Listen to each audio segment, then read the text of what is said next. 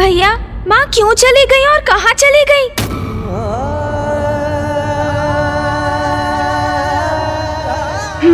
पिताश्री। कदाचित माँ लौटकर पिताश्री के निकट शमशान चली गई हैं। हमें यथाशीघ्र वहाँ पहुँचना चाहिए। उचित कहते हो गणेश, चलो।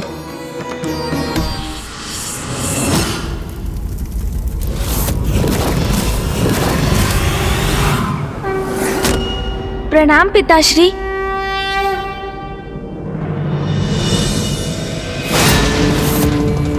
पिताश्री,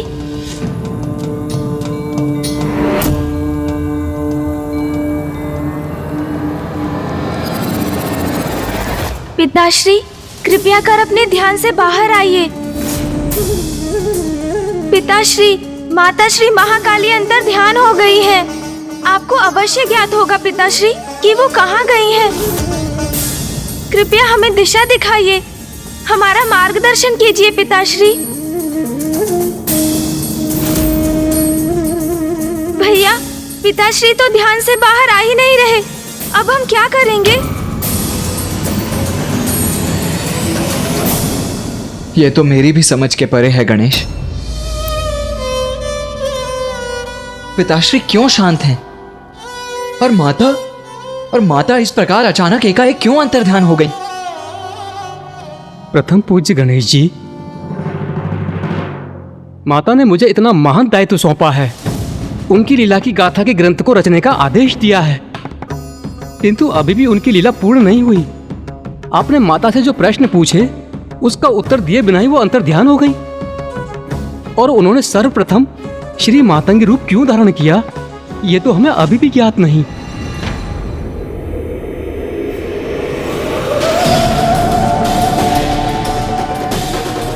पुत्र गणेश, अब आगे की संपूर्ण कथा तुम स्वयं कहोगे पुत्र। गणेश, माता ने तुम्हें शक्ति प्रदान की है ना कि तुम आगे की कथा ज्ञात कर सकोगे और कहोगे। तो हमें बताओ गणेश कि ये सब क्या और क्यों हो रहा है? माता ने मुझ पर दायित्व सौंपा अवश्य है भैया, किंतु मुझे आगे क्या करना है ये बताए बिना ही माँ अंतर्ध्यान हो गई और पिताश्री भी अपने ध्यान में लीन है। इसलिए कदाचित अब हमें किसी संकेत की प्रतीक्षा करनी होगी। ये भस्म और इसमें ये गति कैसी?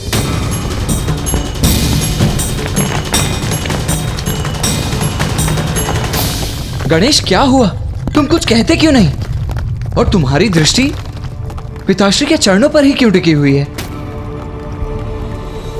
भैया, वो देखिए, पिताश्री के चरणों की भस्म धरती में किसी प्रकार के कंपन को इंगित कर रही है।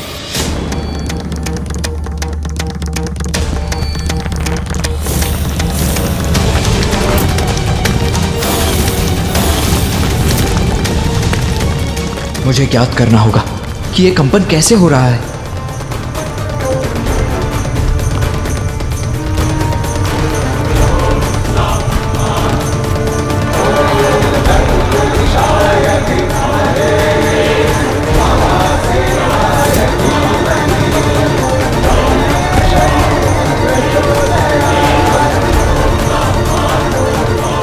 हाँ गणेश, तुम उचित कहते हो, किंतु भूमि में यह कंपन कैसे उत्पन्न हो रहा है? भैया, माँ ने मुझे शक्ति प्रदान की। उसके पश्चात हम पिताश्री के पास उनके मार्गदर्शन प्राप्त करने पहुँचे और उनके माध्यम से मुझे ये भूकंपन दिखाई दिया। अर्थात भैया, हो ना हो आगे की कथा का सूत्र इस भूकंपन के स्रोत से ही जुड़ा है।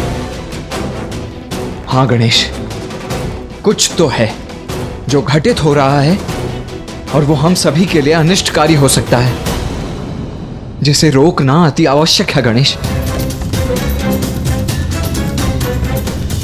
किंतु ये ध्वनि आ कहां से रही है? इस भूकंपन का स्रोत कहां से है, सबसे पूर्व मुझे ये ज्ञात करना होगा।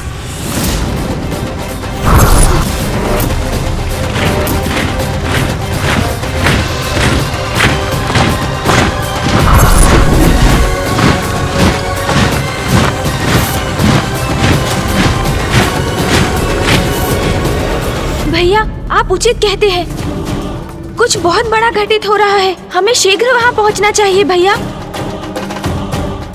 ऋषिवर, हम माँ के अंतर्ध्यान होने के रहस्य को ज्ञात कर शीघ्र लौटेंगे। प्रथम पूज्य गणेश जी, मैं आपकी प्रतीक्षा करूंगा। अवश्य ऋषिवर, प्रणाम। जो भी है, इस बार मैं संसार पर कोई संकट नहीं आने दूंगा। इस घटना को महासंकट बनने के पूर्व ही रोकूंगा मैं।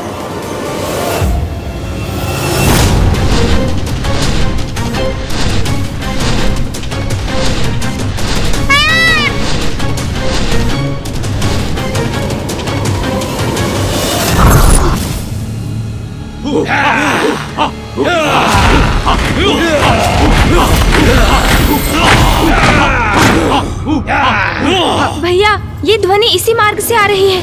हम उचित मार्ग पर अग्रसर हैं।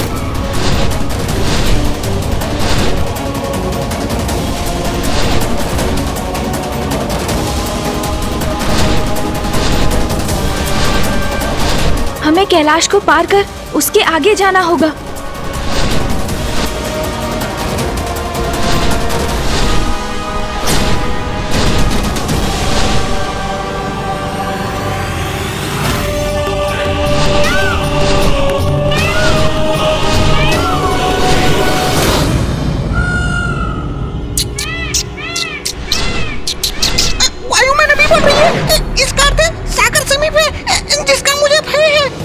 क्या हुआ मूषक जी? क्या आपको भी किसी संकट का आभास हुआ? नहीं प्रभु, मैं तो बस पिछली बार का स्मरण कर सागर के ऊपर जाने से विचलित हो रहा हूँ। पूर्व में आपने मुझे सागर में प्रवेश करने का आदेश जो दिया था प्रभु।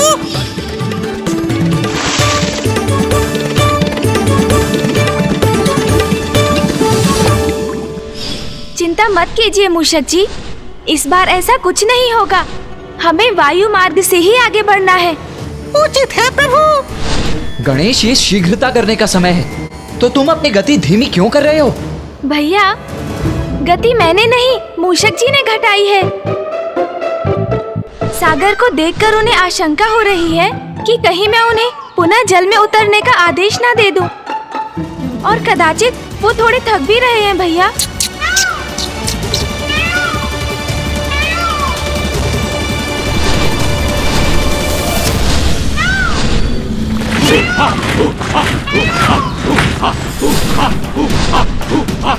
वहाँ जो भी हो रहा है हमें ज्ञात नहीं, इसीलिए गति धीमी करने का तो कोई औचित्य ही नहीं। हमें शीघ्र अतिशीघ्र वहाँ पहुँचना चाहिए और इस प्रकार कि वहाँ किसी को भी हमारे आगमन की सूचना ही ना हो।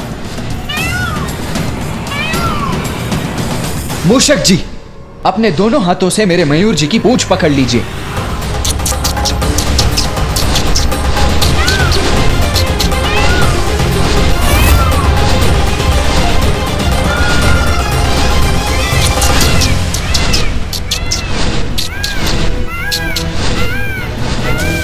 उचित है, इसी प्रकार थाम कर रखिए। हाँ हाँ उचित है। देव सेनापति कार्तिकेय जी, धन्यवाद। मयूर जी, तीव्र गति से आगे बढ़िए। इतनी तीव्र गति मैं संभाल नहीं सकूंगा।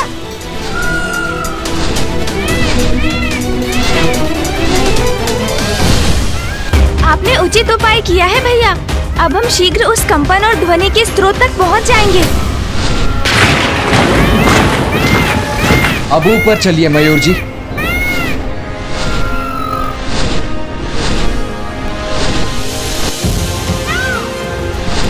मूषक जी, अब तो आपको पर्याप्त गति प्राप्त हो चुकी है ना? इसलिए अब मयूर जी को छोड़ दीजिए और इसी तीव्र गति से आगे बढ़ते रहिए। जो आज्ञा प्रभु।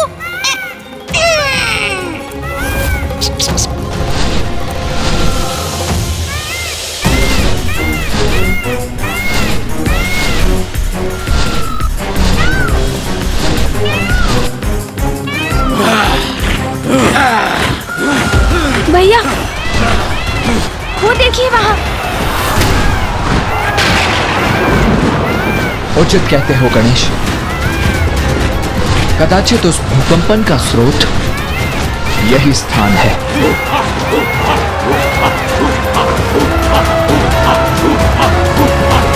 मयूर जी, यहीं रुकिए। रुकिए मूषक जी।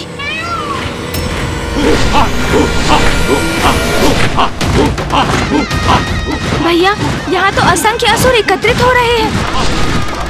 अवश्य किसी बड़े अनिष्ट का संकेत है ये। गणेश उचित कहता है, असुरों की यह सभा किसी शुभ कार्य के लिए हो, यह असंभव है।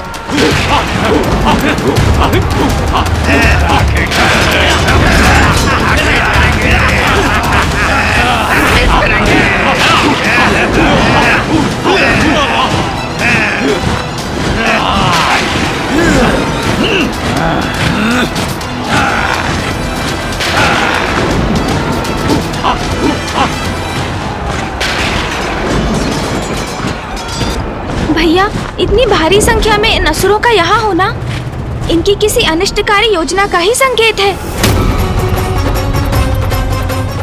योजना जो भी हो गणेश, मैं उसे कभी क्रियान्वित नहीं होने दूंगा।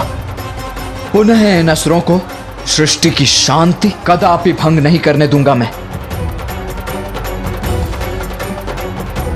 भैया रुकिए। बुरे का अंत करने में प्रतीक्षा क्यों गणेश? मैं अभी जाकर इन असुरों का वध कर देता हूं।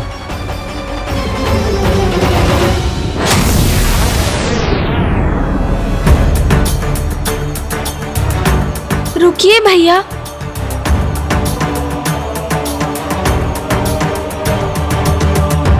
भैया, स्वयं पर नियंत्रण रखिए। हम यहाँ इन असुरों का वध करने नहीं, अपितु ये ज्ञात करने आए हैं कि माँ ने माता मातंगी का रूप क्यों धारण किया, फिर उनसे माता कौशिकी का आविर्भाव क्यों हुआ। भैया, माता श्री महाकाली के रूप में माँ ने हमें अपनी लीला सुनाई, किंतु इस एक प्रश्न का उत्तर दिए बिना वो अंतर ध्यान हो गई। और फिर हम उनसे और पिताश्री से संकेत पाकर यहाँ पहुँचे, अर्थात हमें हमारे प्रश्न का उत्तर यहाँ प्राप्त होगा। इसलिए आप शांत रहिए भैया।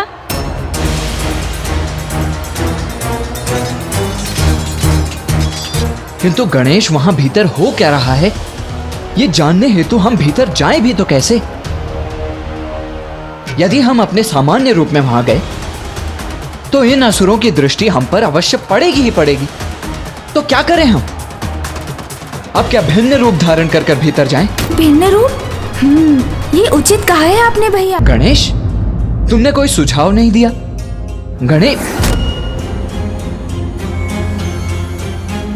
गणेश, कहां चले गए हो तुम?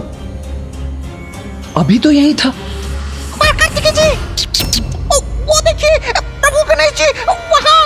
मूषक जी कहां संकेत कर रहे हैं? कहां है गणेश? भैया, मैं यहाँ हूँ।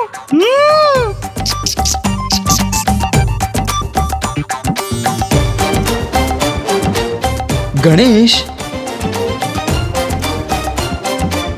ये क्या कर लिया तुमने? क्यों भैया, मेरी युक्ति उचित नहीं लगी आपको? हम सूक्ष्म रूप धारण कर भीतर जा सकते हैं और वहाँ क्या हो रहा है ये भली भांति ज्ञात कर सकते हैं।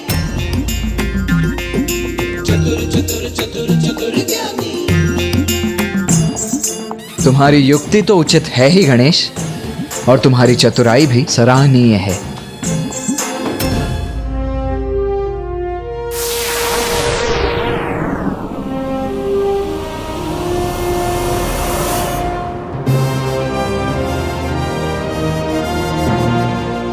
देखा भैया, अब हमें कोई नहीं देख सकेगा। प्रभु, आपने तो सूक्ष्म रूप धारण कर लिया, किंतु मैं क्या करूं? यदि मैं इसे भीतर गया तो ये असुर मुझे जीवित ही अपना आहार बना लेंगे। प्रभु, मैं असुरों का भोजन नहीं बनना चाहता। प्रभु। मूषक जी, आपसे कौन कह रहा है भीतर जाने के लिए? आप और मयूर जी यहीं पर प्रतीक्षा कीजिए, क्योंकि आप दोनों यहीं सुरक्षित रहेंगे। उचित है प्रभु। चलिए भैया।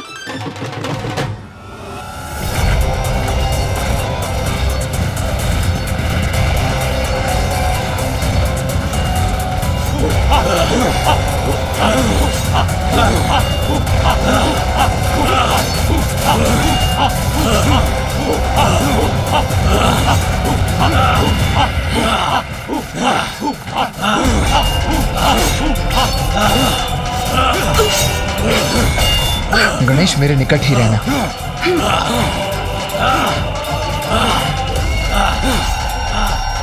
भैया, इन विशालकाय असुरों से मेरी दृष्टि बाधित हो रही है। मुझे कुछ भी नहीं दिखाई दे रहा। हमने भीतर आने के लिए ये सूक्ष्म रूप तो धारण किया, किंतु इस प्रकार तो इस रूप में हम कुछ भी नहीं ज्ञात कर सकेंगे भैया।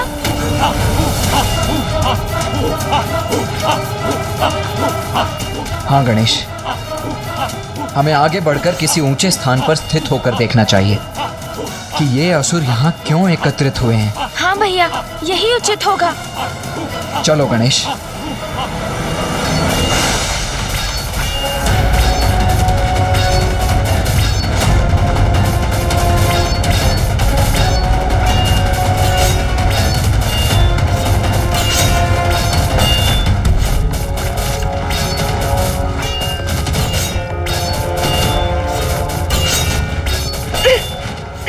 भैया, हम इनके मध्य तो घिरते जा रहे हैं। इन असुरों के पैरों से बचकर गणेश। हाँ भैया। किंतु भैया, इन असुरों के पांव तो गतिमान हो रहे हैं। हमें ध्यान रखना होगा भैया।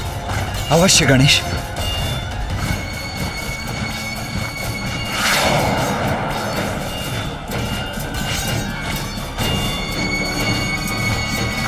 अब ये कैसी ध्वनि थी?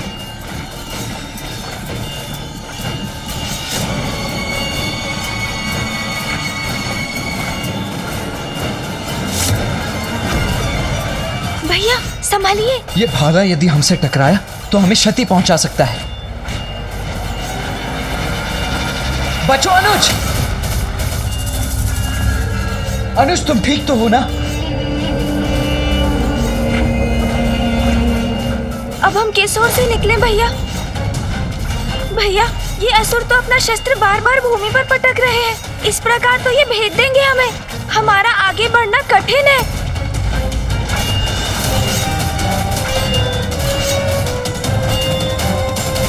जो भी हो गणेश, हमें आगे तो बढ़ना ही होगा, किंतु सावधानी से आगे बढ़ो। भैया ध्यान से।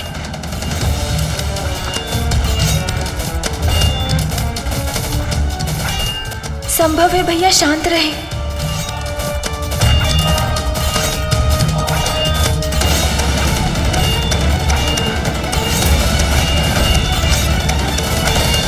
क्या हुआ भैया? गणेश, मेरा अनुसरण करने के लिए तैयार रहो।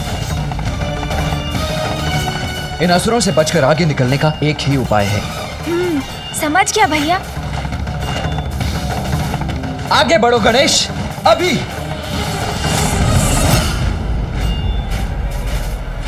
मैं भी आपके पीछे आ रहा हूँ भैया।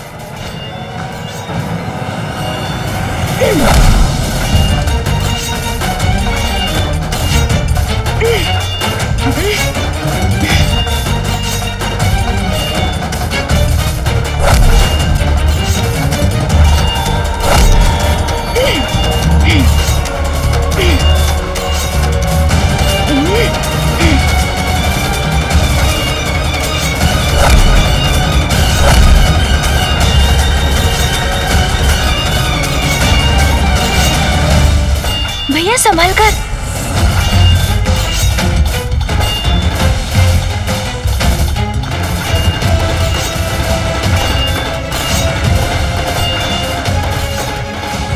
भैया, हमारा संदेह उचित था। इन भांति भांति के असंख्य असुरों की ये सभा अवश्य किसी बड़ी भावी अनिष्टकारी घटना का संकेत है। हाँ गणेश, किंतु यहाँ से भी कुछ स्पष्ट नहीं हो रहा है।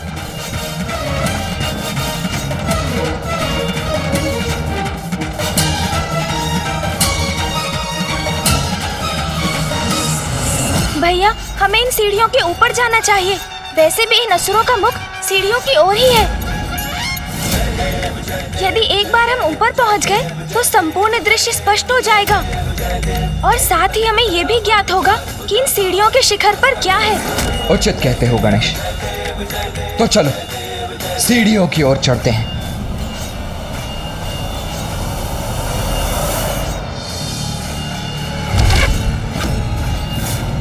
सावधान भैया, भैया बचिए।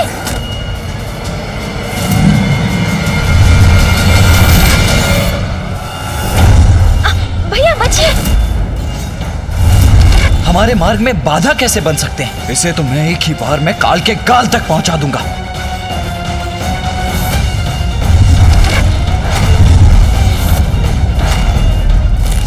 ये क्या? भैया तो आवेश में आ रहे हैं। कहीं क्रोध में आकर वो इन असुरों पर आक्रमण ना कर दे। यदि ऐसा हुआ तो हमारे यहाँ आने का उद्देश्य ही विफल हो जाएगा। वो हमें कभी ज्ञात नहीं हो पाएगा जो हम ज्ञात करना चाहते हैं। भैया नहीं, बचिए भैया।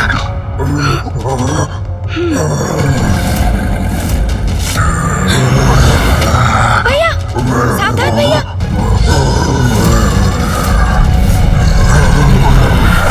भैया यदि इसी प्रकार उलझे रहे तो हमारा महत्वपूर्ण कार्य बाधित हो सकता है, जिसके लिए हम यहाँ आए हैं।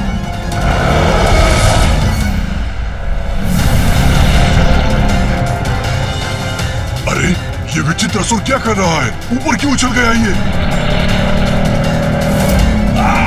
अरे बचो बचो, ये तो नीचे भी गिर रहा है।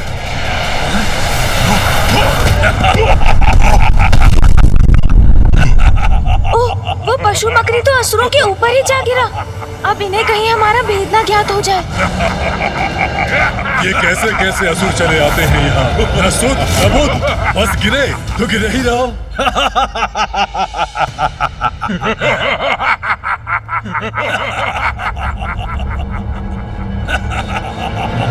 भैया आप कुशल तो है ना? हाँ गणेश, मैं कुशल हूँ। यदि अवसर होता तो इन सभी को यही कुचल कर रख देता, किंतु अभी भी विलंब नहीं हुआ। भैया रुकिए, स्मरण रखिए हमारे यहाँ पर आने का एक विशेष कारण है। अब चलिए सीढ़ियों के ऊपर। हाँ गणेश, मैं अपना उद्देश्य नहीं भूला हूं। चलो चलते हैं।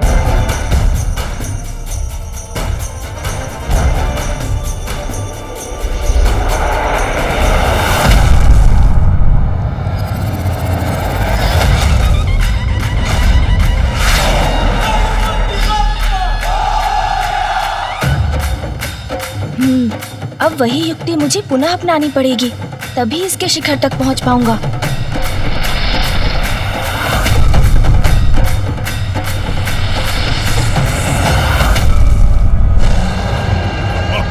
प्रतीत होता है कि ये मदिरा का प्रभाव है, इसीलिए इस तरह उछल के गिर पड़ा है ये। तुम में से ही किसी ने मेरी पूंछ पकड़कर मुझे उछाला। कौन था वो? भैया संभाल कर।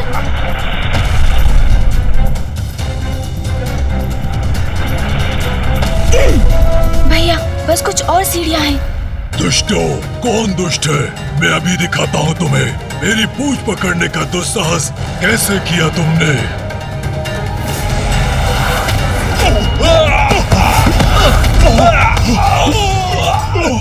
भैया अब एक लंबी छलांग लेनी होगी।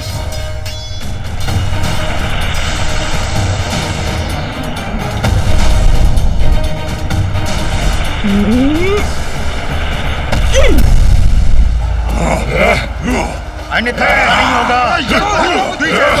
कैसे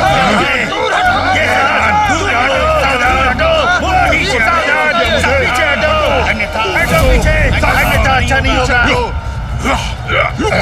इतना विशाल का यह असुर समूह।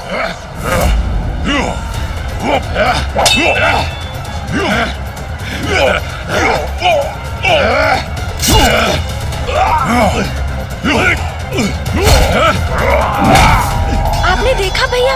हाँ हाँ, और इनकी आसुरी प्रवृत्ति तो देखो गणेश, ये तो सदा लड़ने के लिए ही तैयार रहते।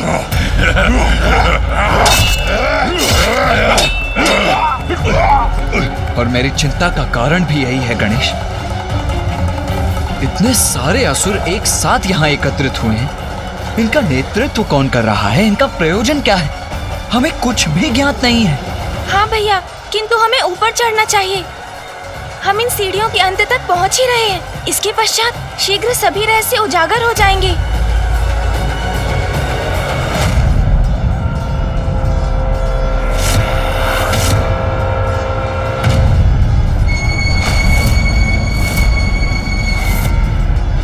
ये किसके पांव है?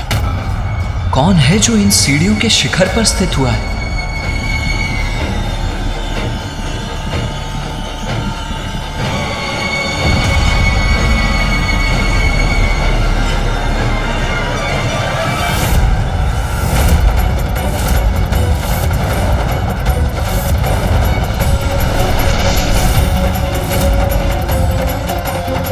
असुर गुरु शुक्राचार्य। और यहाँ असुरों की ऐसी दुर्दशा तुम्हारे ही कारण है। असुर गुरु के कठोर शब्द किस पर लक्षित है? भैया शीघ्र छिप जाइए। कहीं असुर गुरु शुक्राचार्य ने हमें देख तो नहीं लिया? यदि ऐसा हुआ तो बहुत बड़ा संकट उत्पन्न हो जाएगा। मुझे ऐसा आभास क्यों हुआ कि जैसे कोई यहाँ था। यदि अभी तक असुर गुरु ने हमें नहीं देखा था तो अब तो अवश्य देख लेंगे।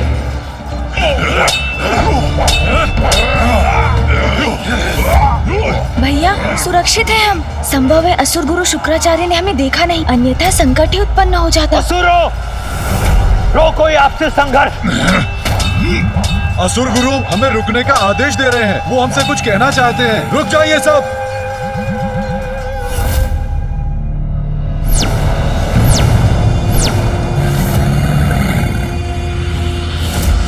प्रणाम असुर गुरु शुक्राचार्य।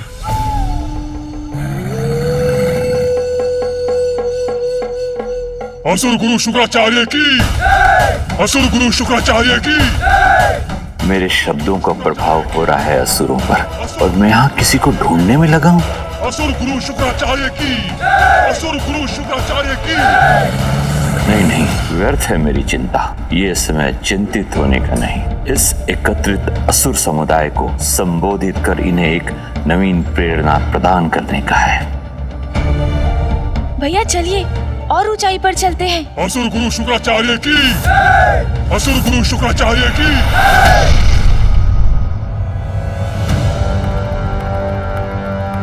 इस बार तो असुर गुरु शुक्राचार्य की दृष्टि से बच गए हम, किंतु अब हमें किसी सुरक्षित स्थान पर स्थित होना चाहिए।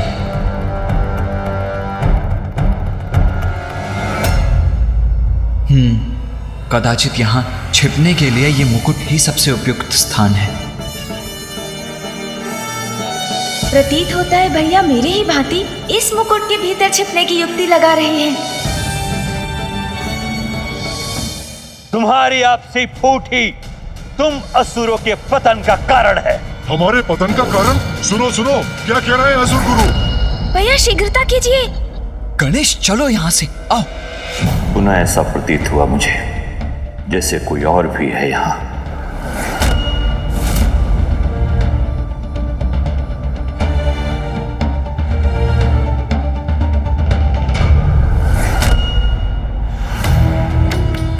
नहीं, और कोई नहीं, मात्र असुर समुदाय है जो मेरी प्रतीक्षा कर रहा है। आपसी संघर्ष से असुर समुदाय का अंत करना चाहते हो तुम। वो मूर्खता तो तुम स्वयं ही कर सकते हो, उसके लिए मेरी क्या आवश्यकता है? मैं चला ही जाता हूं यहां से। मत जाइए असुर गुरु। देखिए असुर गुरु, रोक दिया हमने अपना संघर्ष। मत जाइए असुर गुरु, हमारा मार्गदर्शन कीजिए। मत जाइए असुर गुरु, हमें क्षमा कीजिए। मत जाइए असुर गुरु, मत जाइए। यहाँ से कुछ भी स्पष्ट दिखाई नहीं दे रहा है मुझे। तो सुनो, अब भी समय है, सुधर जाओ।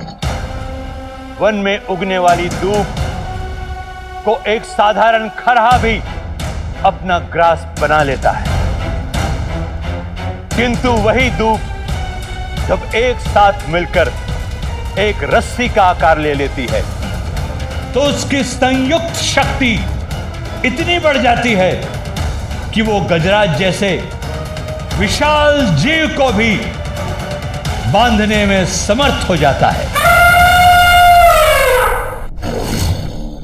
इसीलिए एक साथ आए धूप के समान एक हो जाओ, तभी होगी असुर शक्ति की जय। असुर शक्ति की जय हो, असुर शक्ति की जय हो, असुर शक्ति की जय करेंगे हम, एक होंगे हम।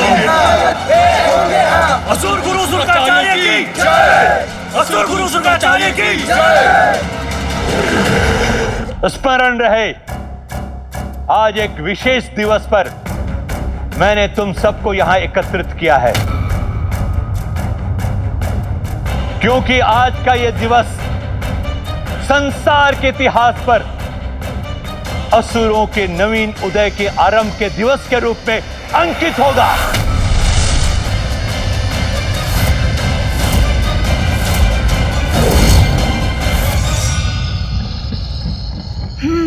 ये तो स्पष्ट हुआ कि गुरु शुक्राचार्य ने ही असुरों की इस महासभा का आयोजन किया है। आज के दिवस असुरों का नव जागरण होगा, असुर साम्राज्य की नींव रखी जाएगी, क्योंकि सर्वशक्तिशाली असुर समुदाय आज अपनी शक्ति पहचानेगा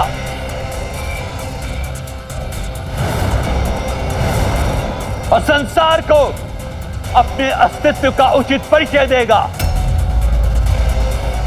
असुर नव जागरण होगा, असुर नव जागरण होगा। आज असुर एकजुट होकर संसार के समक्ष अपनी एकता की शक्ति का प्रदर्शन करेंगे और संसार पर अपनी सत्ता स्थापित करने हेतु प्रथम पग आगे बढ़ाएंगे, क्योंकि आज असुरों का नवीन महानायक घोषित होगा।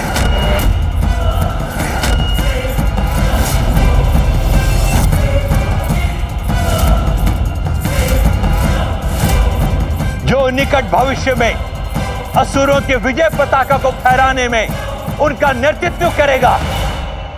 भैया, असुर गुरु शुक्राचार्य को कदाचित ये ज्ञात नहीं कि आज वो दिवस है जब असुर पुनः अपनी पराजय की ओर अग्रसर होंगे, क्योंकि अधर्मी दुराचारी असुरों की विजय तो असंभव है। तुम्हारा कथन सर्वथा उचित है गणेश, किंतु मेरी चिंता का कारण तो ये है कि असुर गुरु शुक्राचार्य से प्रेरणा पाकर ये असुर पुनः कोई उपद्रव आरंभ न कर दे।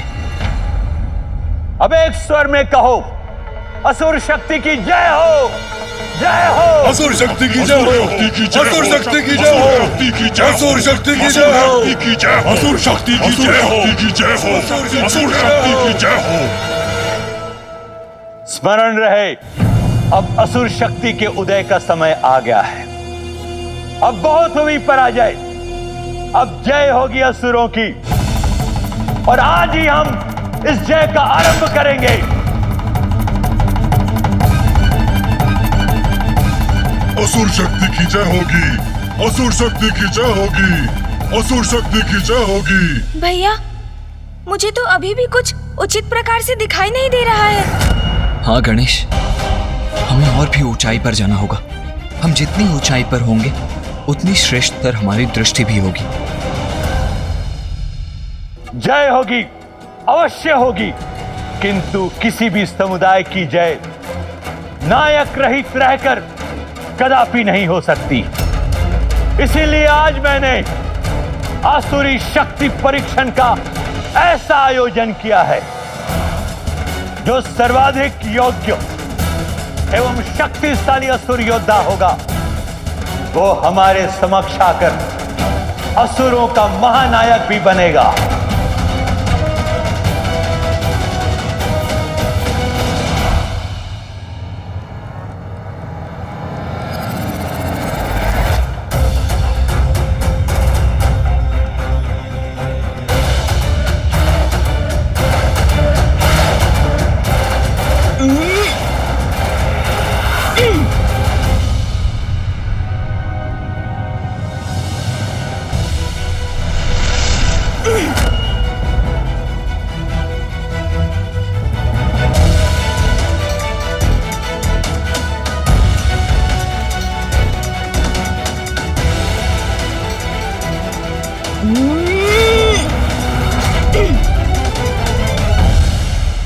यहाँ अनेक शक्तिशाली असुर योद्धा उपस्थित हैं, किंतु महानायक वही बनेगा जो सर्वप्रथम यहां स्थित इस सिंहासन तक पहुंचकर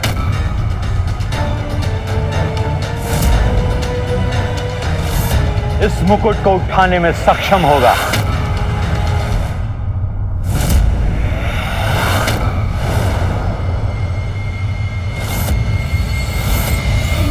पुनः वही आभास हुआ मुझे जैसे असुरों के सिवाय और भी है यहाँ, और यह भी कदाचित मुकुट भी डगमगाया था अपने स्थान पर। नहीं, आज इस असुर सभा में कोई अन्य आने का दुस्साहस कदापि नहीं करेगा। मुकुट भी अपने स्थान पर स्थित है, कदाचित मुझे ही भ्रम हुआ था।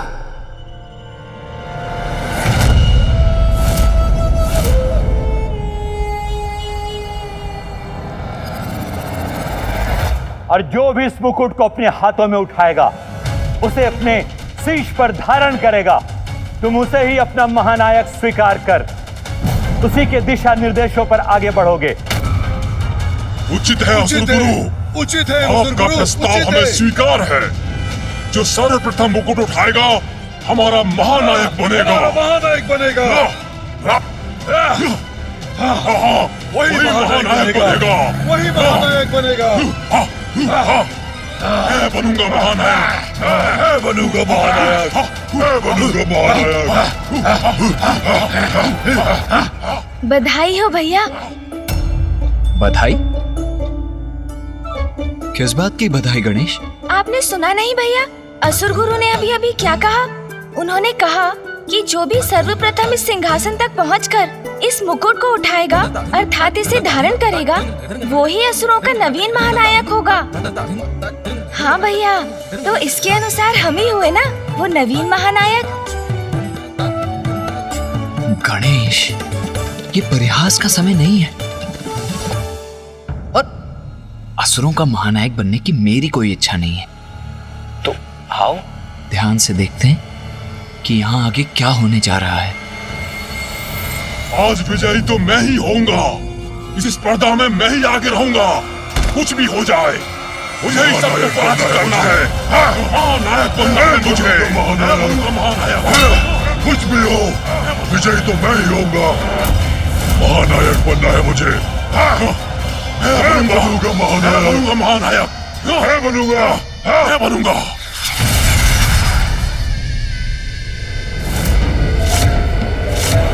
मैं इस स्पर्धा के आरंभ की घोषणा करता हूं।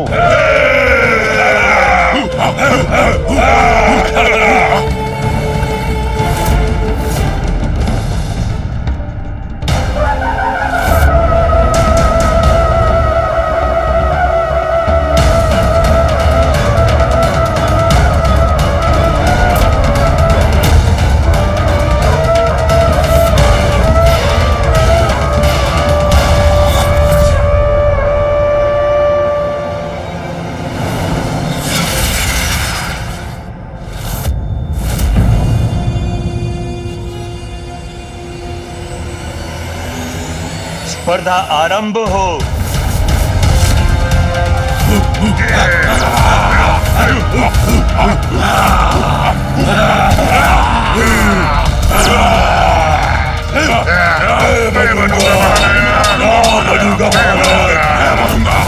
सर्वप्रथम सिंहासन तक मैं ही पहुंचूंगा। महानायक बनूंगा मैं। कोई नहीं रोक सकेगा आज। मेरी पूछ भी रोकेगी तुम सभी को। इस स्पर्धा में तो सबसे आगे हूं मैं।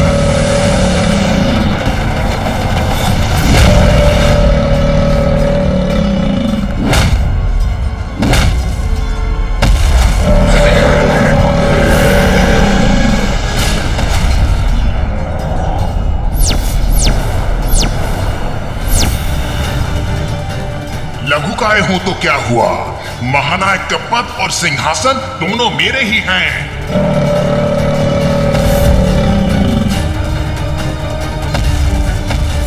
मेरी तो यही इच्छा है गणेश कि इन सभी का अभी यही अंत कर दूं।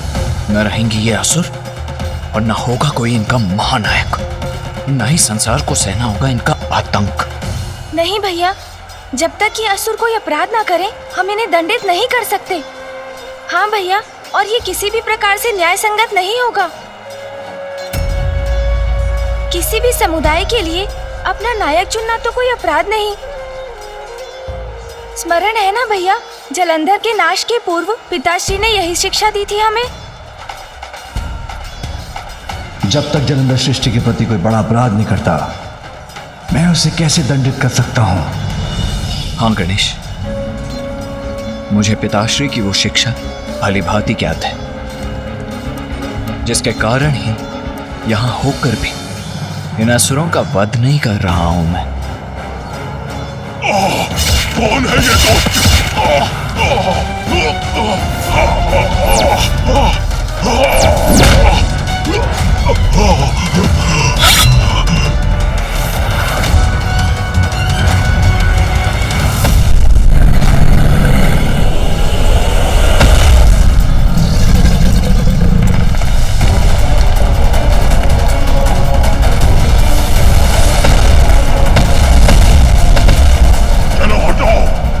बढ़ने दो हमें। हटो, हटो हमारे मार्ग से, हटो। अन्य असुरों को तो मेरे असुर आगे नहीं बढ़ने देंगे और मैं इस लघु का असुर का उचित उपाय करूंगा।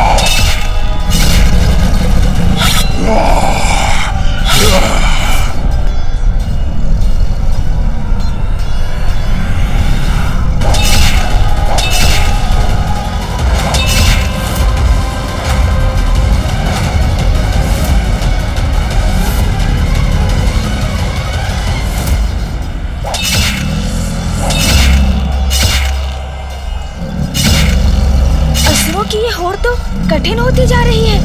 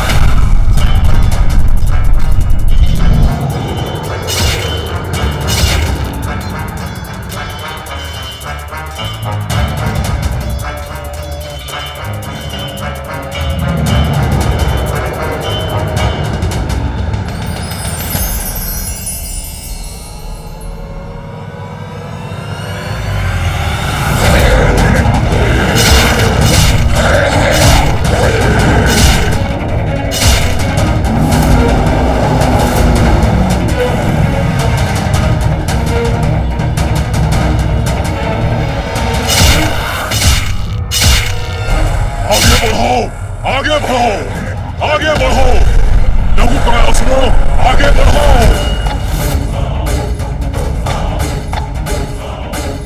मेरे असुर पीछे रह गए, मैं अकेला बढ़ रहा हूं। अब मैं इस लघु का असुर को नहीं छोड़ूंगा।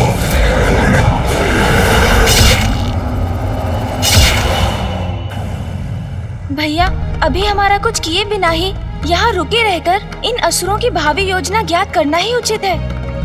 हाँ, ताकि हम देवताओं को सावधान कर सकें।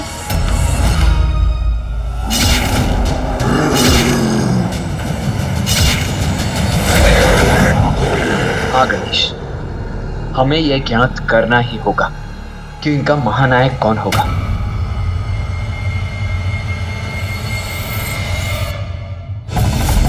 आगे बढ़ो, आगे बढ़ो। महानायक चाहिए हमें, हमें महानायक चाहिए, महानायक चाहिए हमें।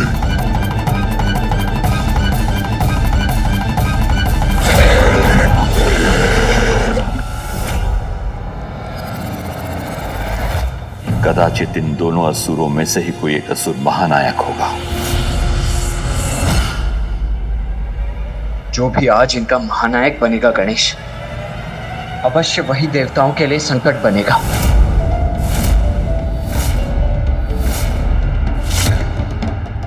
नहीं, इतनी बार जिस आभास को मैंने अपना भ्रम समझकर नकार दिया, उसके पीछे कुछ तो सत्य है।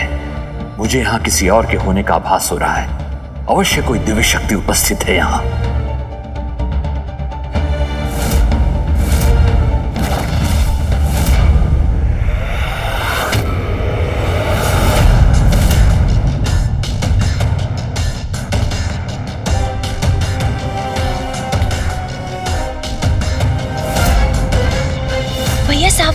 असुर गुरु तो हमारी ओर ही बढ़ रहे हैं।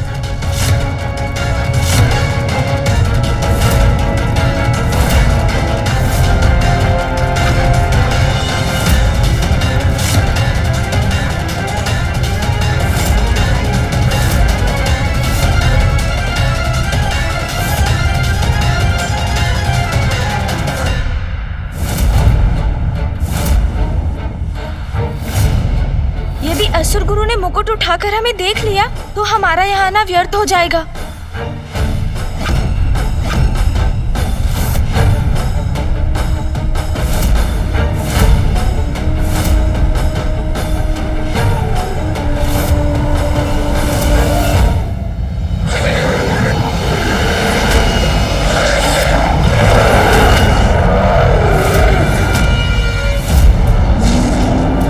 कैसी विचित्र भयंकर ध्वनि है।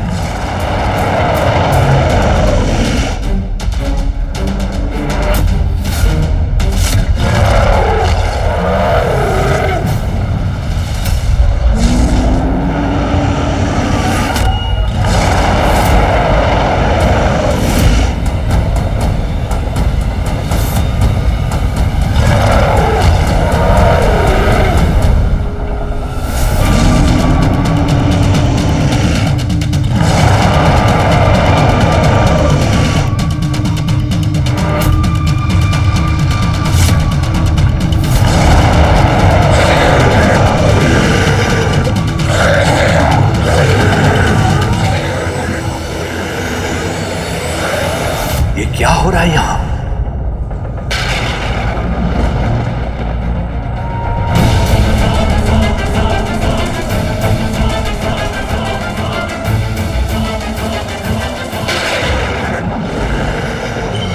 मेरे हाथ में कंपन क्यों हो रहा है?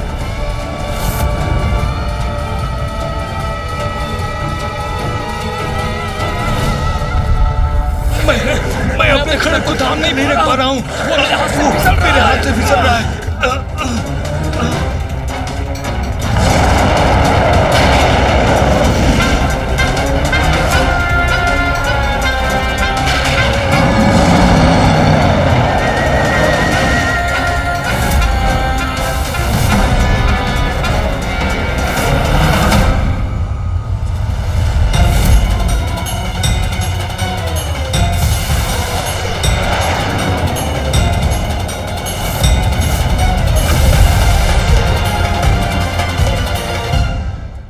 ये किस शक्ति का प्रभाव है? असुरों के अस्त्रों को उनके हाथों से कौन छीन रहा है? भैया, ये तो बहुत बड़ा विचित्र दृश्य है, किंतु ये हो कैसे रहा है? गणेश, मैंने भी पूर्व में ऐसा विचित्र दृश्य कभी नहीं देखा। हाँ भैया, ये मैंने भी नहीं देखा है कभी।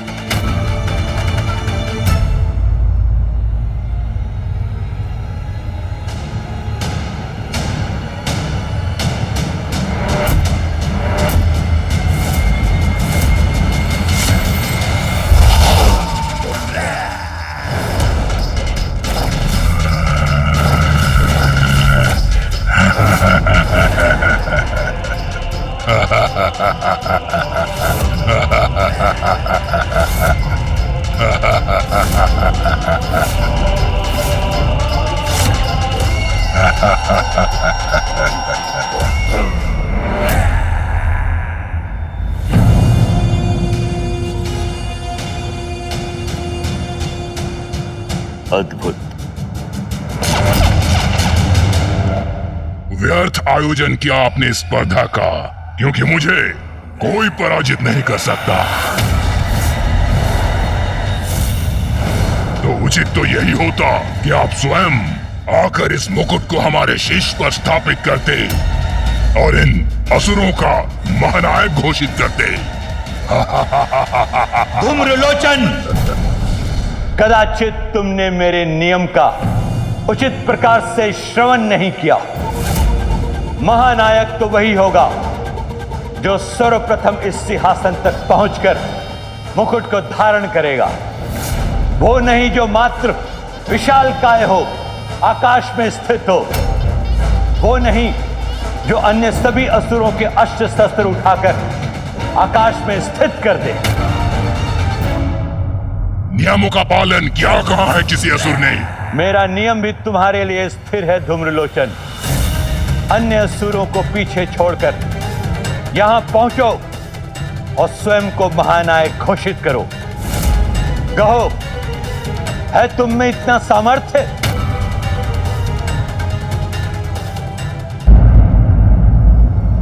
सामर्थ्य है, पूर्ण सामर्थ्य है, और इसका प्रमाण आपके समक्ष है। इन सभी असुरों में और मुझ में यही एक भेद है कि असुर अपने अस्त्रों से एक दूसरे को परास्त करने की होड़ में थे, किंतु मैं इन्हें परास्त करूंगा इन्हीं के अस्त्रों से।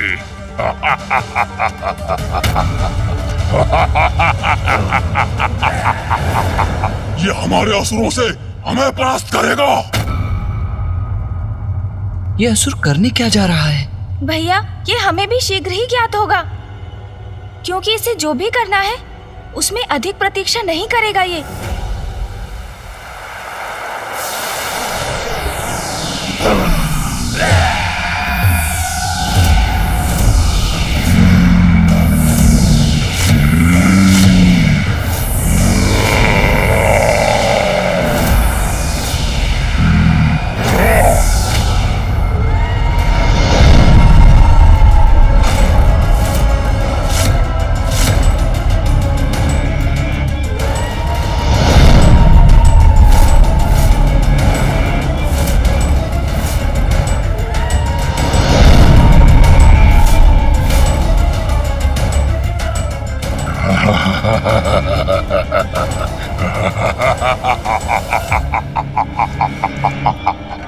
ये तो इन अस्त्रों से अपने सहायक असुर सैनिक प्रकट कर रहा है। हमारे अस्त्र इसके सैनिक बन गए, अब हम क्या करेंगे?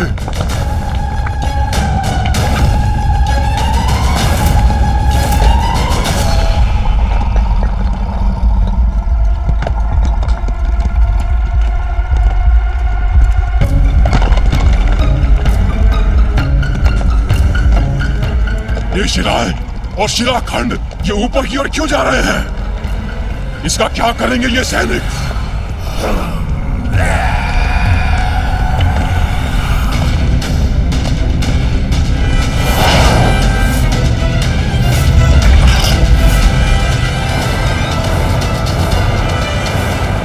असाधारण है इसकी शक्ति, जिससे इसने अपने लिए सेना का निर्माण कर लिया और उसको अस्त्र भी दे दिए। असुर गुरु, मेरी सेना प्रस्तुत है। अब आपकी अनुमति हो तो मैं आरंभ करूं। नष्ट कर दो इन असुरों को, नष्ट कर दो इन असुरों को।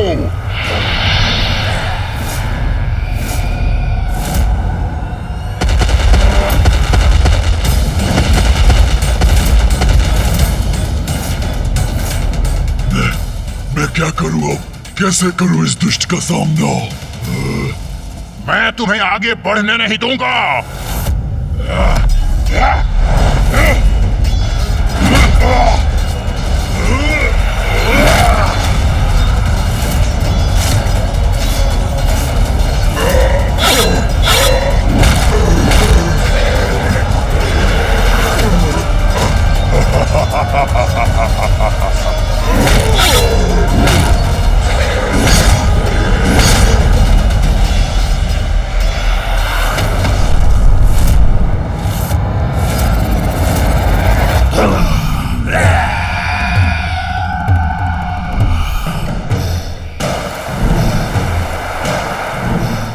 कैसी स्पर्धा है ये भैया? सिंहासन के लिए ये असुर अपने ही समुदाय के रक्तपात से भी नहीं हिचकते।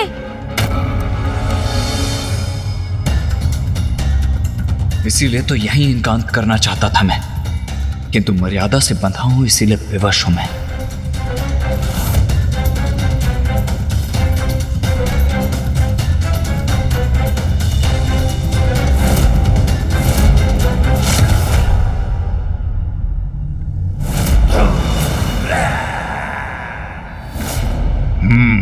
अब उचित है, मेरे सैनिकों के सिवाय कोई शेष नहीं है।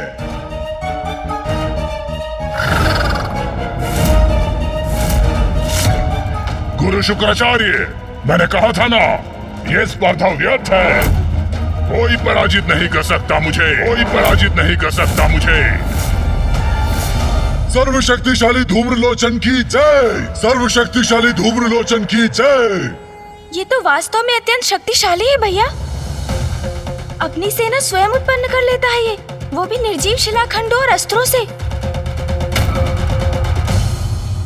अब इस मुकुट पर मेरा अधिकार होगा।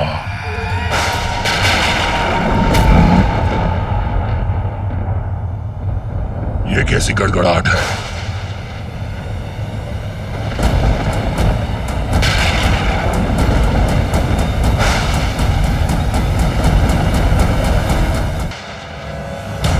और कुछ नहीं, मात्र मेघ है आकाश में, तो मेरे रुकने का कोई औचित्य नहीं। आगे बढ़ता हूं मैं।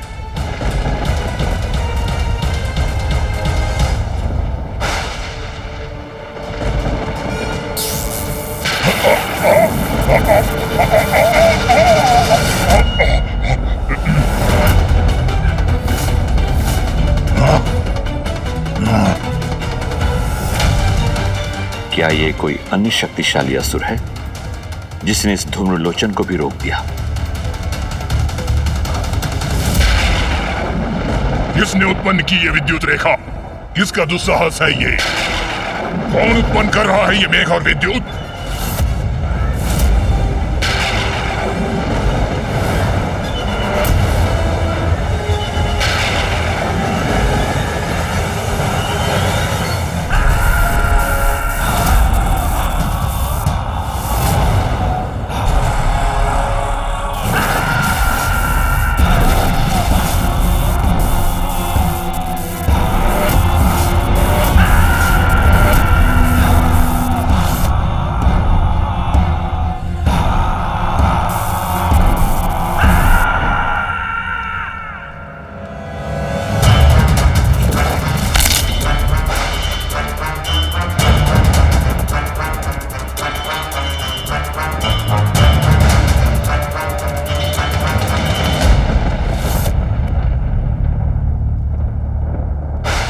भैया, इन दोनों असुरों को तो मेघों और बवंडरों के देवता देवराज इंद्र की सेना में होना चाहिए था।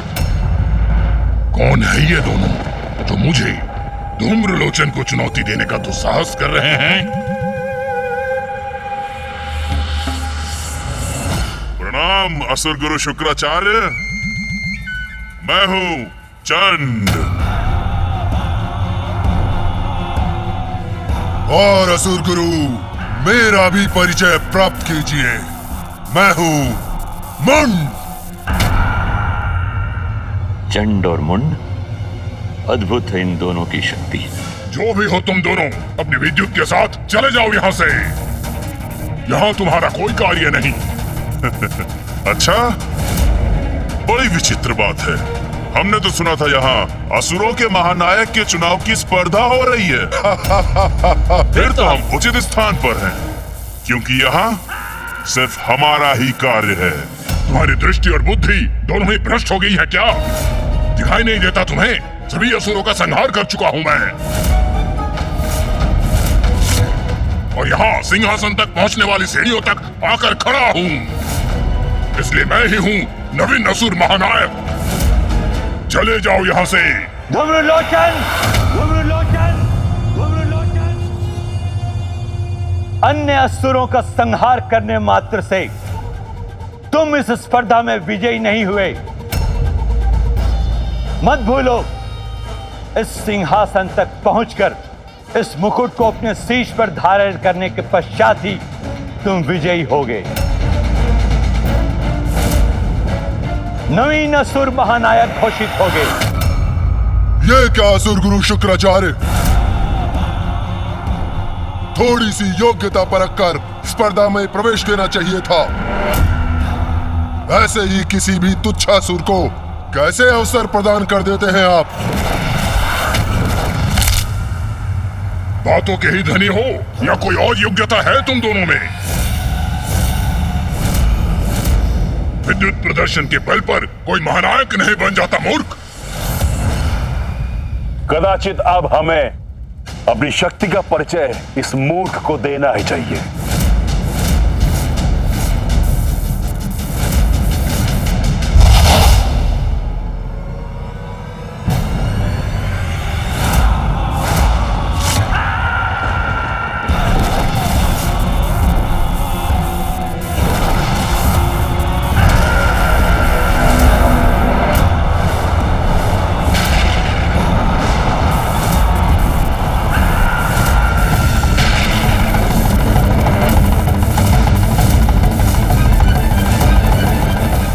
शक्ति पर नियंत्रण है इसका। इस प्रचंड शक्ति से क्या करेगा ये?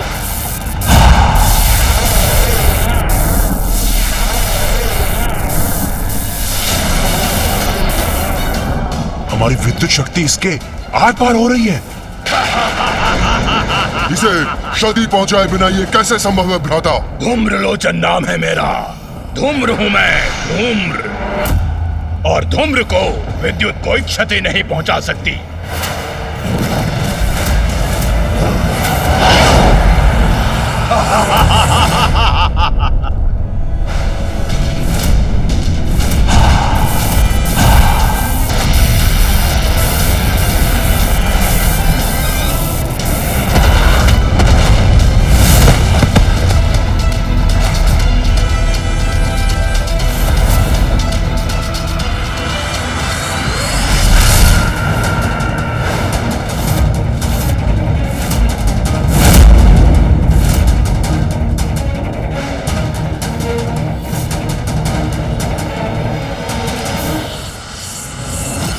धूम्रलोचन हूं मैं, धूम्र। मूर्खों, मुझे पछाड़ना इतना सरल नहीं। आ रहा हूं मैं।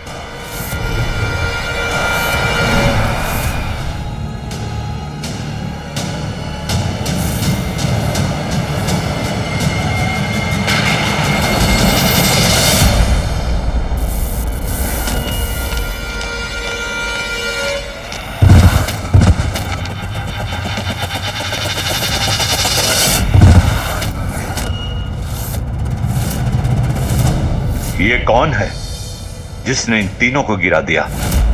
ऐसी कौन सी शक्ति है जिसने इन शक्तिशाली असुरों को ही धूल धूसरित कर दिया? तो क्या इनसे भी अधिक कोई शक्तिशाली असुर प्रकट होकर इस स्पर्धा में भाग लेने वाला है? किंतु कौन हो सकता है वो?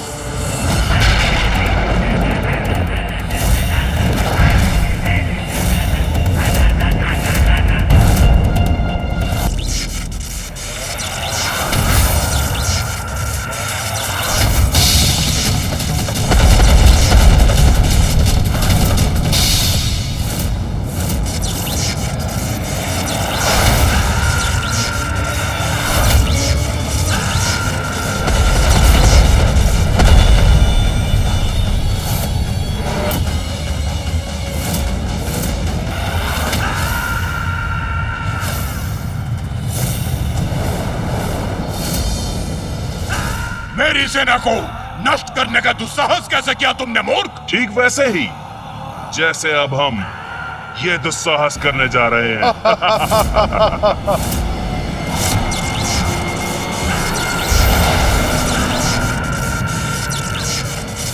क्या?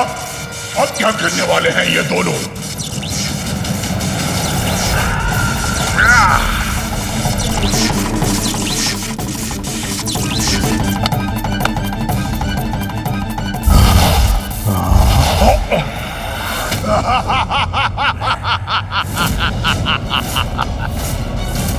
हमारी विद्युत शक्ति इसके आर पार हो रही है। इसे क्षति पहुंचाए बिना ये कैसे संभव है भ्राता? धूम्रलोचन नाम है मेरा। धूम्र हूं मैं, धूम्र। और धूम्र को विद्युत कोई क्षति नहीं पहुंचा सकती।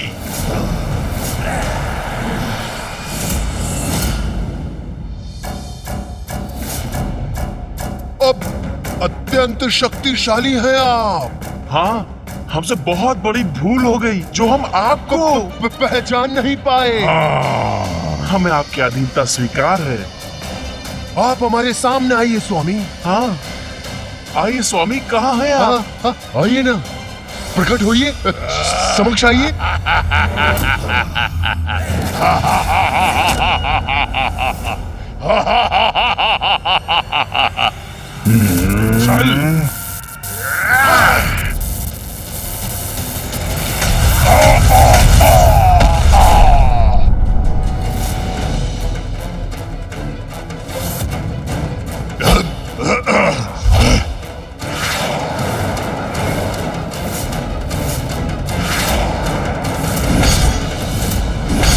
भैया, ये नवीन असुर तो उस धूम्रलोचन असुर से भी कहीं अधिक शक्तिशाली प्रतीत होते हैं।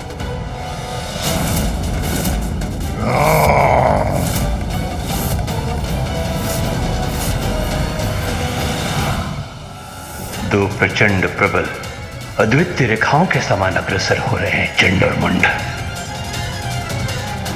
इन भयंकर असुरों की इस स्पर्धा का क्या अंत होगा? क्या ये दोनों ही इसमें विजय होंगे भैया?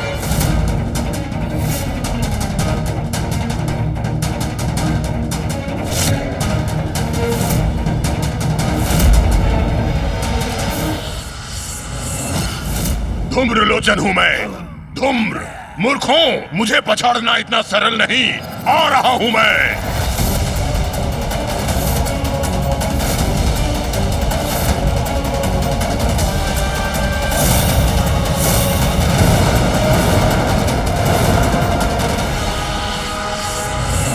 भैया, ये दोनों चंड और मुंड तो विद्युत की गति से आगे बढ़ रहे हैं। और ये धूम्रलोचन धूम्र के वेग से। हाँ भैया।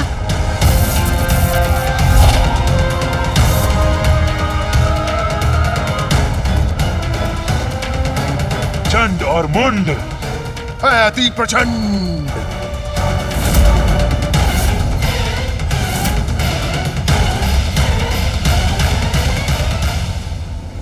विजय इनमें से किसी की भी हो, आज असुरों को समर्थ और कुशल महानायक अवश्य प्राप्त होगा।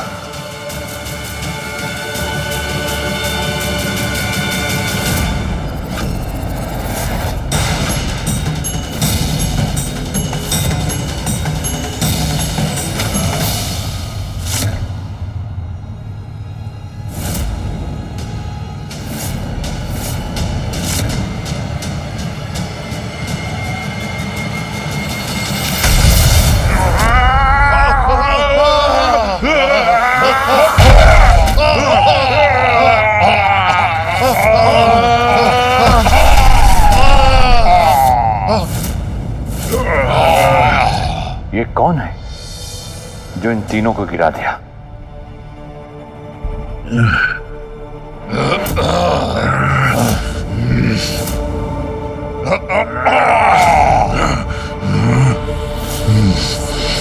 किसने किया ये दुस्साहस?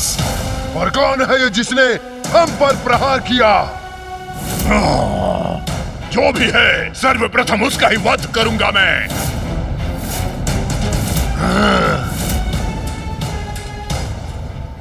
भैया, इन तीनों बलशाली असुरों को धूल दूसरित करने वाला अवश्य कोई विशालकाय और शक्तिशाली असुर होगा। आपको दिखाई दे रहा है वो?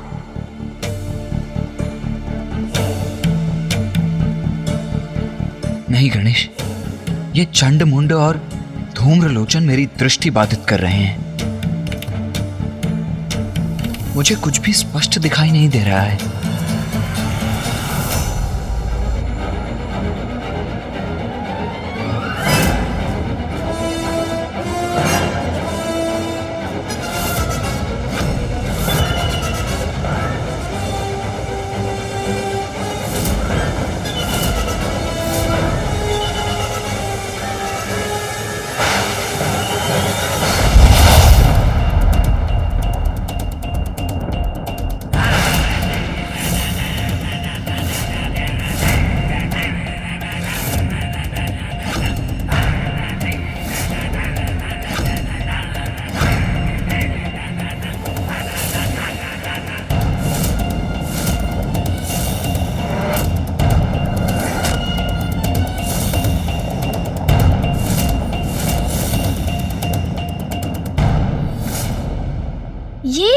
ये है वो असुर जिसने इन तीनों को रोक दिया।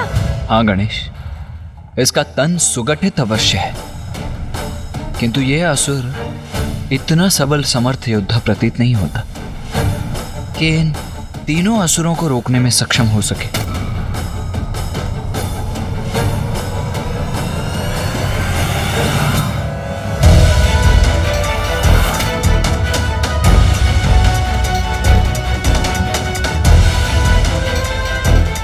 ये किसी का स्वर सुनाई दिया मुझे। कौन है यहाँ? भैया सावधान। भ्रम नहीं था मेरा,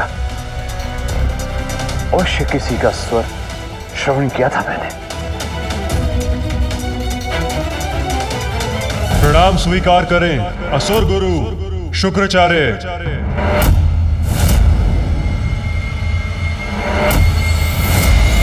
भैया इतने ऊंचे स्वर में बोलेंगे तो पकड़े जाएंगे हम। हमें अपना स्वर मध्यम ही रखना होगा। उचित कहते हो गणेश। ये तुच्छ असुर हमारा सामना नहीं कर सकता।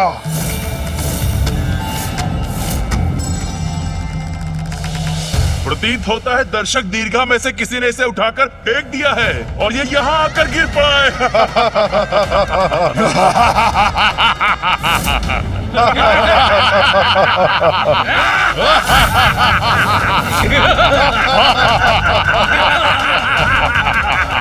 कदाचित यही सत्य है, किसी ने फेंक दिया इसे।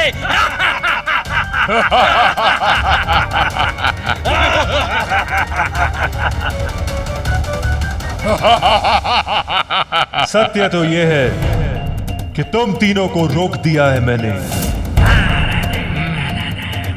और सत्य यह भी है कि इस समय उस मुकुट तक बढ़ने के स्थान पर मेरे समक्ष खड़े रहने पर विवश हो तुम। और उससे बड़ा सत्य तो प्रस्तुत होगा जब तुम तीनों को पराजित करूंगा मैं।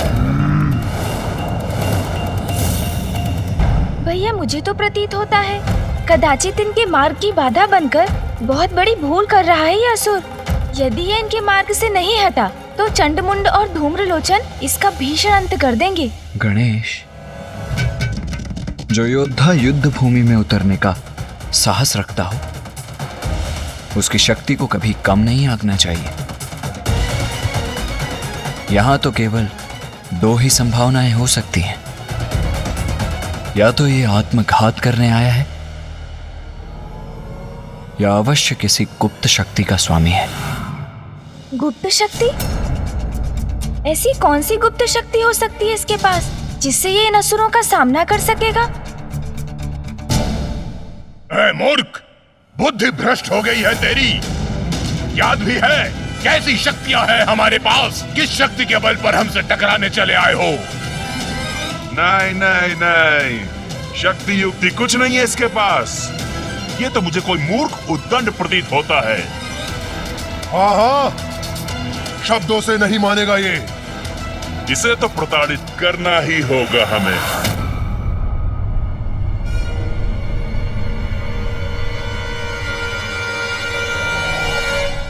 आओ, प्रहार करो मुझ पर। आओ, मुझ पे वार करने के बड़े इच्छुक हो ना तुम तीनों? फिर संकोच किस बात का? आओ।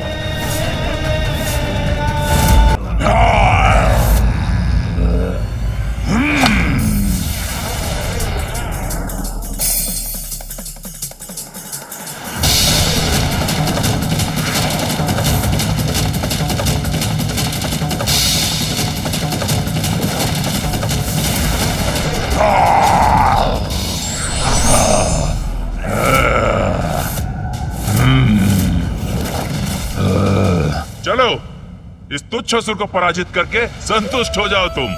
हाँ, यदि ये हमारे मार्ग की बाधा न बनता तो हम तो विजयी होने ही जा रहे थे। विजय तो तुम प्राप्त नहीं कर सकते। चलो, इसका वध करके प्रसन्नता प्राप्त करने का अवसर तुम्हें प्रदान करता हूँ। संतुष्ट और प्रसन्न तो मैं तब होऊंगा जब इसका अंत करने के बाद तुम दोनों का भी वध करूंगा। सावधान तुच्छ असुर, तुम्हारा काल धूम्रलोचन बढ़ रहा है तुम्हारी ओर।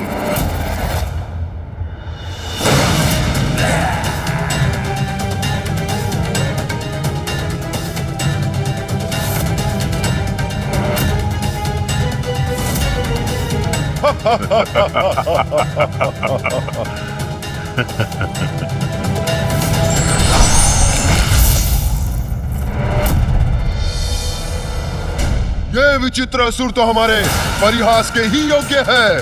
हाँ भ्राता मुंड, इससे विशाल तो इसकी ढाल है।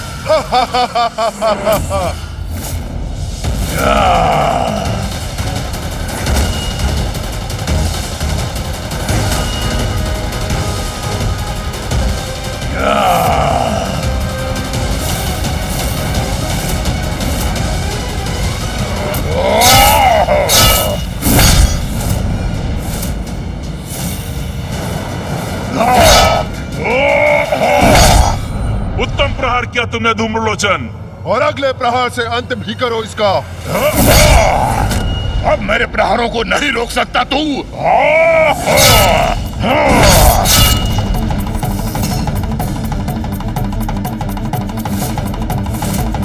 कब तक बचोगे मुझसे तुच्छ असुर? मैं निरंतर वार करता रहूंगा तुम पर। धूम्रलोचन तो निरंतर प्रहार कर रहा है और ये असुर तो अपना ही बचाव कर रहा है। ऐसे कब तक टिक सकेगा ये धूम्रलोचन के समक्ष?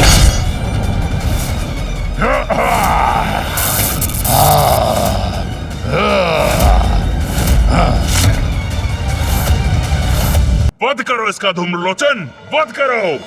अंत करो इसका। खंडित हो गई है इसकी ढाल, अब एक ही प्रहार से इसका अंत करता हूँ। अब क्या धूम्रलोचन इसका वध कर देगा भैया? वो झुका अवश्य है, किंतु युद्ध का अंत तो तभी संभव है जब जय या पराजय निश्चित हो। क्या हुआ? मेरे परशु के आघात से साहस टूट गया तुम्हारा? मेरा सामना करने का उत्साह तुम्हारा शिथिल पड़ गया क्या? न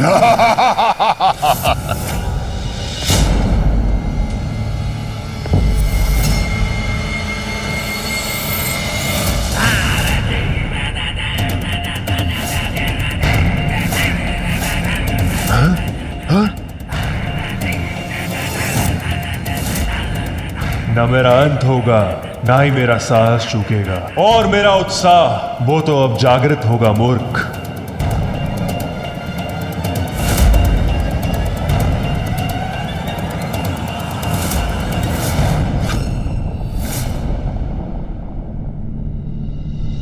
ये मुस्कुरा क्यों रहा है? हाँ, ये तो मेरी भी समझ से परे है। ये क्या? मैंने इसे आहत किया, किंतु इसके मुख पर यह स्मित हास्य है और इसके नेत्रों में यह विचित्र उन्माद लिए कितना भयंकर भाव है। गणेश, मुझे ऐसा आभास हो रहा है कि अवश्य यहां कुछ बड़ा घटित होने वाला है। अभी इस युद्ध का अंत नहीं, आरंभ मात्र हुआ है।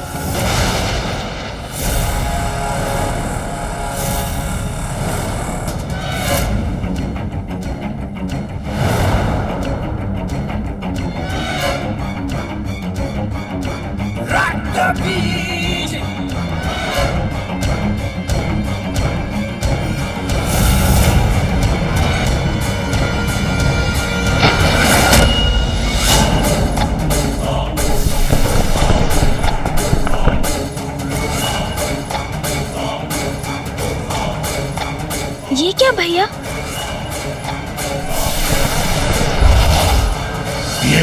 ये क्या?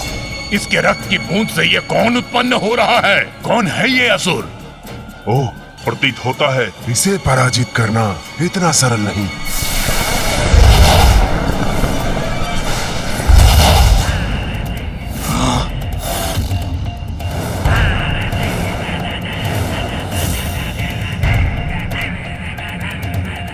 रक्तबीज, मेरा नाम है रक्तबीज। अरे देखा क्या? इसकी रक्त की बूंद से इसका प्रतिरूप प्रकट हो रहा है। अब तो ये 1 से 2 हो गया। अद्भुत है असुर, अद्भुत है इसकी क्षमता। जो इस पर वार करेगा, इसका रक्त बहेगा, वो इसके समान अन्य असुरों को अपने समक्ष पाएगा। जैसा नाम वैसा परिणाम। सत्य तो ये है, जो मुझसे उत्पन्न होते हैं उनके रक्त से भी मेरे ही प्रतिरूप उत्पन्न होते हैं। अर्थात एक घाव से ये एक से अनेक बन जाता है। भ्राता मुंड, इसे एक को ही पराजित करना कठिन था, तो इसके समान अनेकों का सामना कोई कैसे करेगा? अब कहो, कितने प्रतिरूपों को रोकोगे तुम? जितना रोकोगे उतना ही बढ़ूंगा मैं। जितना मुझ पे वार करोगे उतना ही शक्तिशाली बनकर तुम सबका काल बनूंगा मैं।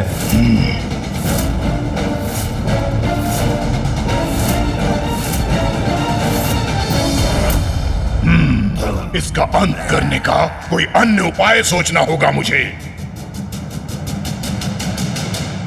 कहिए असुर गुरु, पर्याप्त है ना मेरा इतना शक्ति प्रदर्शन?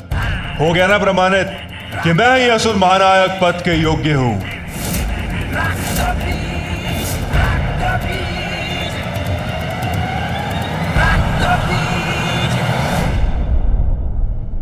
इसका अर्थ तो ये है कि ये युद्ध अभी थमा नहीं है भैया। आपका मौन क्या संकेत कर रहा है? समझ रहा हूं मैं। आप यही चाहते हैं ना कि मैं ऊपर आकर अपने मुकुट को धारण कर अपने सिंहासन पर स्थित हूं। उचित है, आपकी इच्छा का सम्मान अवश्य करूंगा मैं। ऊपर आऊंगा मैं।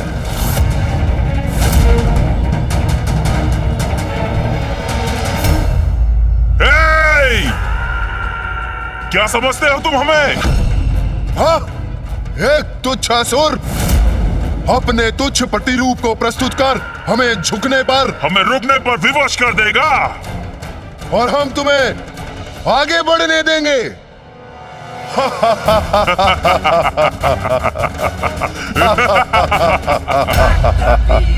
उचित कहा तुमने। तुम सबसे मुझे यही अपेक्षा थी। अपनी भलाई चाहते हो तो शांति पूर्वक मुझे आगे जाने दो।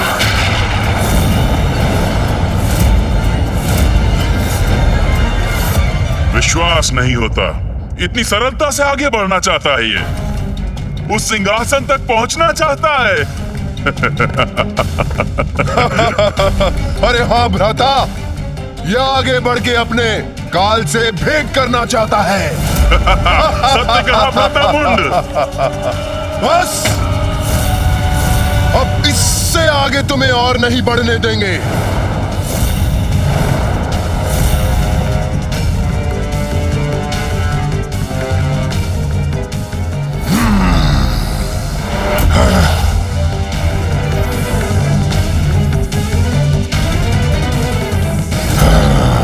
तुम्हारे सभी प्रहारों का उपाय है मेरे पास।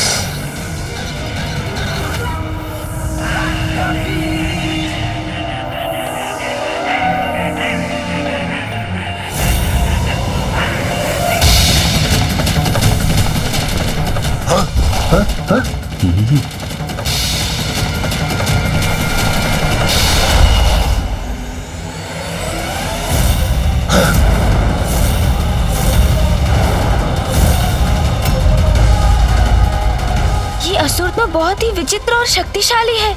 यदि ये इस स्पर्धा में विजयी हो गया तो सृष्टि के लिए बहुत बड़ा संकट उत्पन्न हो जाएगा। नेता का चुनाव केवल शक्ति प्रदर्शन के बल पर नहीं होना चाहिए, अपितु जो हर प्रकार की योग्यता रखता हो वही नेता बनने का अधिकारी है।